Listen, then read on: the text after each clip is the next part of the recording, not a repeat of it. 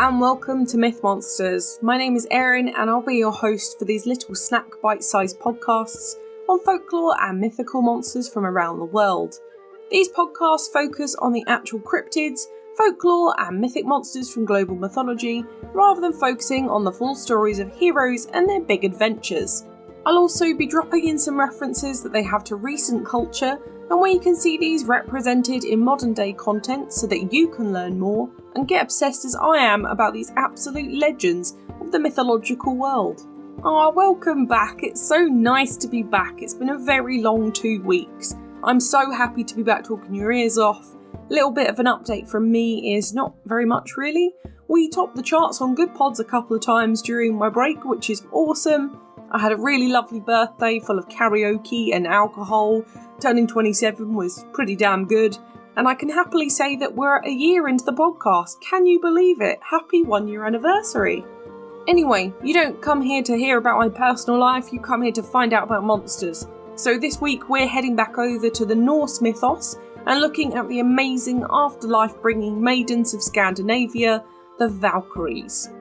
Valkyries are female spirits who guide the honourable dead to one of two paths of the underworld in Norse mythology during the Viking period of Norway and Scandinavia. These are usually described as tall, who are armed with spears, shields and even sometimes angel wings. They are considered to be otherworldly strong, beautiful and were actually usually pretty silent. They would ride down to the bloodied battlefield on silver horses with their armour shimmering in the light and pick up the lost souls who deserve to be lifted into the afterlife by them. In fact, the Vikings believed that the phenomenon of the Northern Lights, or Aurora Borealis, now I'm not sure about anyone else, but whenever I hear the term Aurora Borealis, I just think of that one Simpsons episode with the steamed hams. You're going to know what I'm talking about if you know it. Now, in some tellings, they have an even bigger role in Norse myth. They became the fates of the Norse world, deciding before the battle who would die and who they would serve in death. Some of them even caused death of the warriors they didn't really like, and they could also protect ones they did, such as whole ships or even specific heroes. These maidens weren't weak in life either. Most of them were fighters too, as the Vikings were all for everyone knowing how to fight, including women, which was pretty unheard of in other cultures. They usually lived in and around the underworld. However, when they did venture into the normal world, which is called Midgard, or Earth as we would otherwise know it, they would sometimes take lovers and even have families with mortals, and sometimes this included other women, which again, pretty unheard of in other medieval cultures. The Valkyries were honoured servants of Odin, who was the king of the Norse gods, and also of Freya, the goddess of love, sex and beauty, which made them pretty high up on the roster of important figures. In order to truly understand their roles though within the underworld and how these gods also work with it, we need to look into more of the routine of the underworld in Norse myth, which I will do later on. Valkyries are associated with the transformation as well as guides and comforters of the fallen. They were sometimes known as wish girls because they granted Odin's wishes, but also the wishes of mortals who caught them. And by caught them, I mean that the person would steal the Valkyries' clothes whilst they bathed. If you remember from a few months ago, it's very similar to the Selkies from a previous episode in the same mythology. The man would hide the clothing and the Valkyrie would fall under a spell and she became his wife, mother of his children. However, if she ever found her clothes, she would leave her family and her husband without a second word and would need to prove that he was good enough to win her back, which in turn would change him into a hero instead of a mere mortal man. Now, if we go on to etymology, the word Valkyrie comes from the Old Norse Valkyria, which means chooser of the slain. This word comes from Valir, meaning slain on the battlefield, and Kusha, meaning to choose. In original myths, there were only 12 Valkyries, all of which had names that related to battle or arms of some kind, such as Brunhilde, Hilda, Aer, for example. However, it ended up being developed into many other Valkyries as well as these original 12. The so-called Queen of the Valkyries was Freya, and she was often dressed the same as her wonderful ladies in armour. If you look up depictions of Freya, she looks badass. Highly, highly recommended. Now, there is no dead set history behind the Valkyrie myths though. However, they were first mentioned in the Poetic Edda, which is a very, very, very old Viking text and was first found in the 10th century, written by an anonymous author. The book would go on to inspire most Scandinavian stories from the 19th century, alongside authors such as Strindberg, Boy, and even Tolkien. These poems mention Valkyries in many of their verses. However, my favourite actually comes from a much later text, the Prose Edda from the 13th century, and here's an extract of that. There I shall perceive Valkyries and ravens, accompanying the wise victory tree to the drink of the holy offering. Within have appeared these motifs. However, in stark contrast to this beautiful and ethereal shield maidens realistically of Norse culture, there is actually an original idea that considered them chthonic entities, and they would actually more act like zombies and consume the dead on the battlefield. They were also considered demons of the dead. They would eat the ones that looked tempting enough, but as history developed, the image of the Valkyrie changed to go alongside the halls of Valhalla rather than the battlefields of Valhalla. Everything got a bit of a glamp up, and I can't tell you why. I couldn't find any info on why they changed it. I imagine to make it a bit more glamorous, but I don't really know. I like both ways, to be fair. So, I did say I would go back to the Viking death rituals, and it was considered the biggest honour if you were able to die in battle as a Viking. If you've watched any Viking show, such as The Last Kingdom or Vikings, there will be some mention of this. If you're killed in battle, you are given the same opportunity to spend your afterlife in Valhalla, the Hall of the Slain, watched over by Odin. This was an amazing honour, and they would feast from a daily rejuvenating goat, and Valkyries would serve ale and mead from the same goat to the proud warriors seated in the hall. However, it's not as widely known as to what happens to you if you don't get shanked in battle. So let me tell you about it. So there were 4 possible afterlife destinations for the Vikings. These were Valhalla, Volkvanger, Hell, or the realm of Ran. Valhalla, or the Hall of the Slain in English, is where the most elite warriors of Vikings were sent to be paraded in front of Odin and put alongside him in the oncoming Ragnarok, or the end of the world in Norse myth. This is where Odin, Thor, most of the gods were destined to die, so these soldiers would go alongside them. The other good option was that of Volkvanger, which means realm of the people, and it was the realm of the goddess Freya, and she was the goddess of love, sex, beauty, and war. And these warriors would be sent up to serve her in this lovely, flowery field of goodness for the rest of their lives.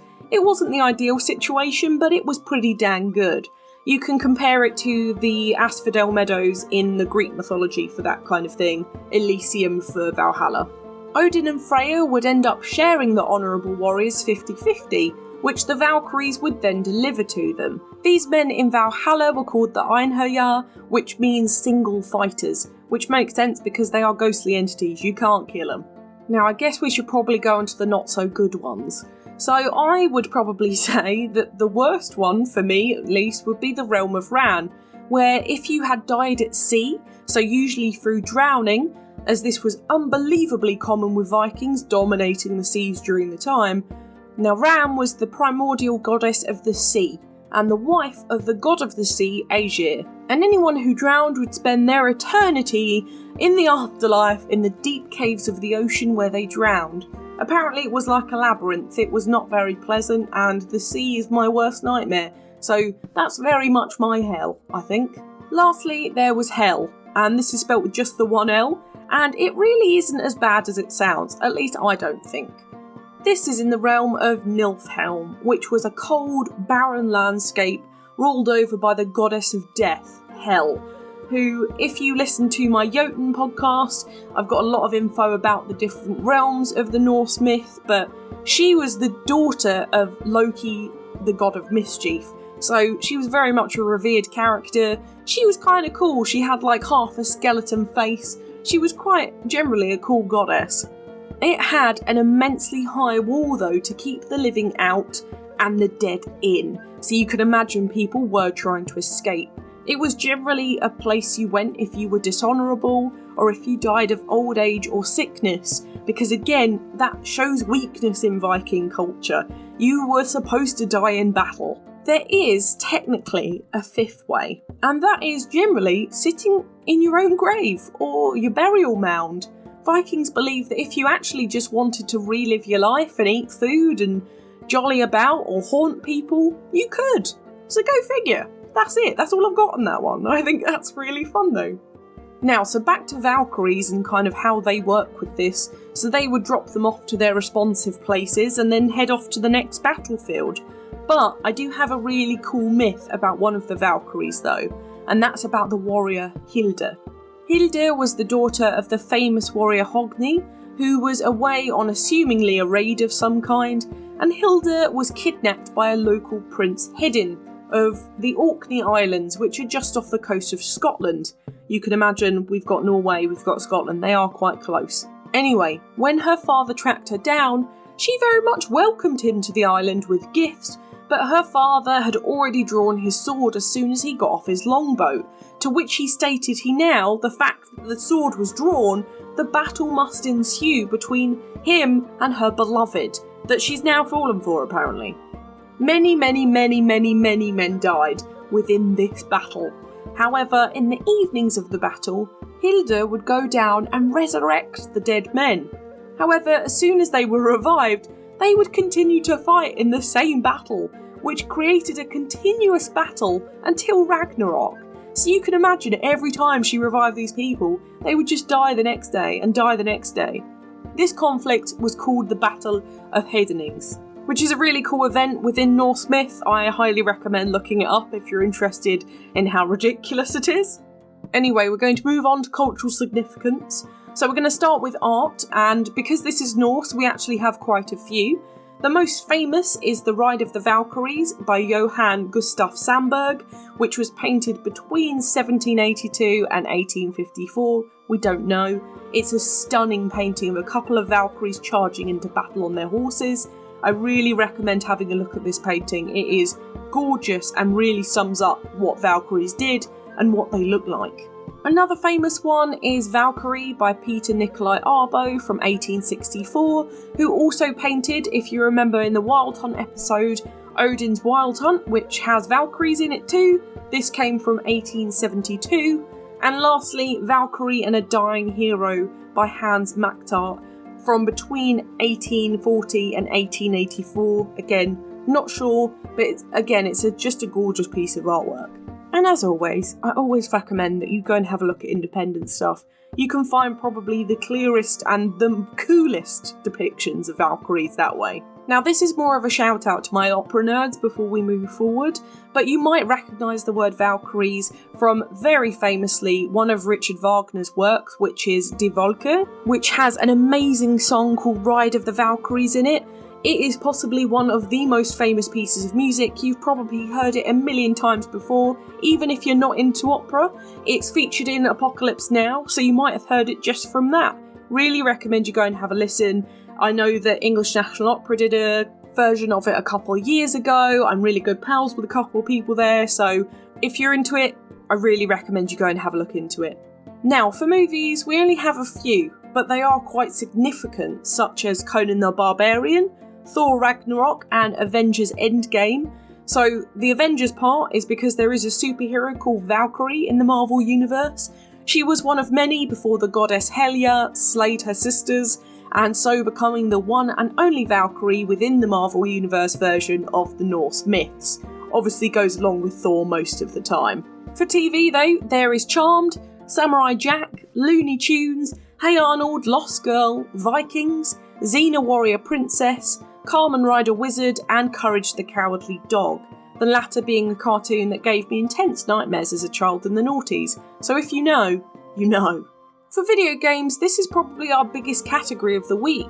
We have games such as God of War, Age of Mythology, Archon, Castlevania, For Honor, Diablo 2, Brawlhalla, Elder Scrolls, The Legend of the Valkyrie, Mass Effect 2, Max Payne, 2 Human, Smite, The Valkyrie Profile, wizardry, and of course World of Warcraft. Obviously, my favourite is the latter here. I love World of Warcraft, and Valkyries are actually used really often in WoW, but they're called Valkyries and are very scantily clad, slightly sexy ladies. I will say that I'm slightly attracted to them, but I'm down for that, I'll take it. But anyway, for my book recommendations this week, I'm going to suggest 3. So the first one is Tales of Norse Mythology by Helena Gerber, for a really gorgeous book with great stories in.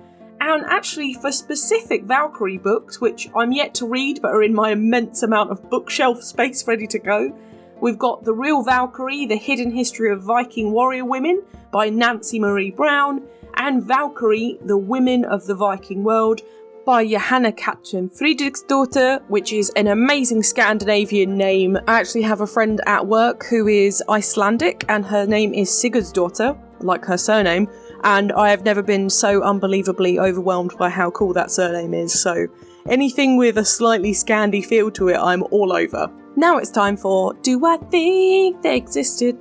Now, with anything chthonic like Valkyries, I find these a bit tricky. I always find spirits linked to death quite hard to put down, especially ones that are so heavily linked to the fundamental function of the underworld's routine.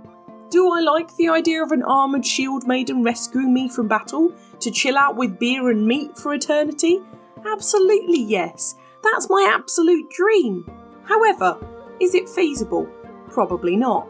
But the idea of spirits and rescuing of the dead, much like the idea of the Grim Reaper and Thanatos in Greek myth, is kind of believable because of the invisibility of it all. We don't see spirits, well, at least some people don't.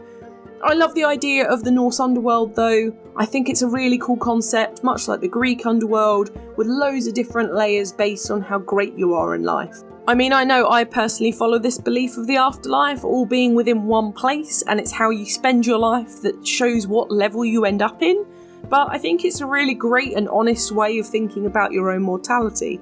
But that might just be me.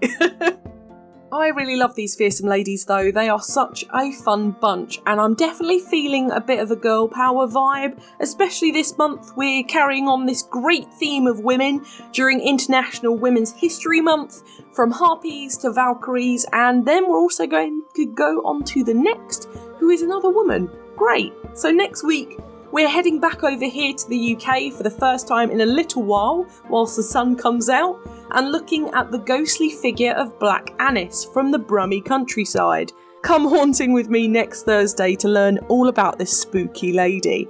For now, thank you so much for listening. It's been an absolute pleasure. If you enjoyed this podcast, please give it a rating on the service you're listening on. We've got the Twitter for any questions or suggestions on what monsters to cover next, and I'd really love to hear from you. The social media handles for TikTok, YouTube and Instagram are Myth Monsters Podcast, and the Twitter is Myth Monsters Pod. But all of our content can always be found at mythmonsters.co.uk, and you can also find us on Good Pods and Patreon if you want to help me fund the podcast. You know, if you feel like it. But come join the fun, share this with your pals, they might love me as much as you do. But for now, stay spooky, and I'll see you later, babes.